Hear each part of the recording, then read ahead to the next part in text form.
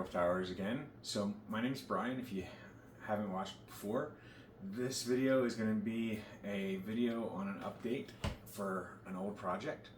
So this here is a Lenovo Flex 5. It packs a Ryzen 5 5500U.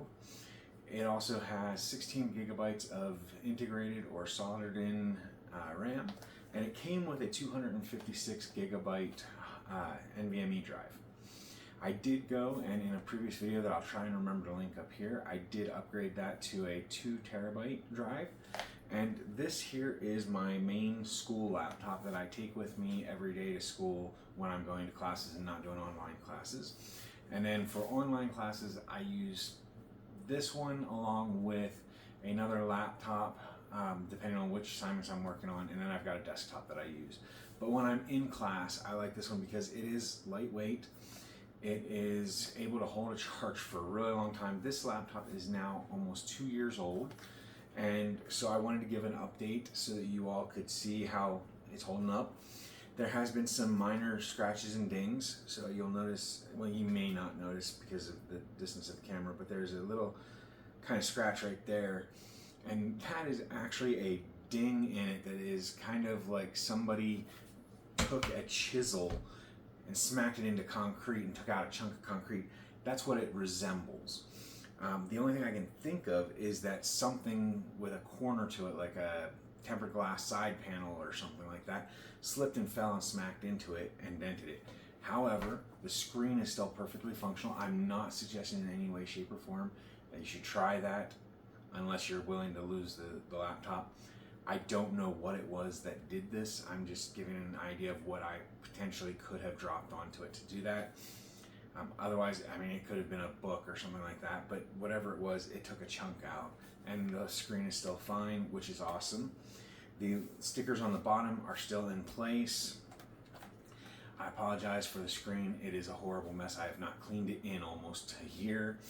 So, but you will notice that it is booting up right now. Has a great screen, 1080p touch screen, so you can use the touch screen. It's got the biometric sensor for logging in, so you don't have to enter your password each time. And then you do not have a 10 key in, and it is a membrane keyboard, but it is still really nice. It works great. It is, like I said, a Ryzen 5 with 16 gigs of RAM, and I believe it's DDR4, not DDR4L or whatever they call it for the low power. So it does have decent performance. It did come with a USB-C charger, which I've actually passed on to my son. I bought a second one to use for other stuff, so I passed on the original one to my son, who is using it to charge things like phones and laptops and things like that for himself. So everything is still running and working great. The hinges work great. The 2 terabytes is nowhere near filled up. I don't even think I've got half of it filled up in almost 2 years, which kind of surprised me. I thought for sure it was going to fill up, but it's been lasting for a while now. It runs Windows 11 smooth and cleanly.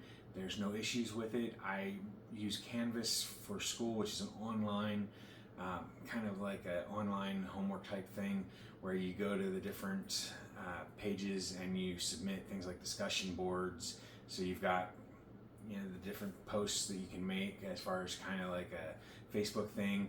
Then you've got videos that you watch, the regular stuff like Facebook and all that kind of stuff that you use. All of that runs great. The only thing is I still have not gamed on this laptop, so I can't tell you gaming performance. But if you look up videos that specifically use Ryzen 5 5500U games, like do a search for Ryzen 5 5500U gaming or something along those lines, you'll probably find tons of videos on that. But the laptop, for being a Lenovo lower end laptop, I did not have high hopes for it lasting 2 years, let alone longer than 2 years. So that is an awesome thing.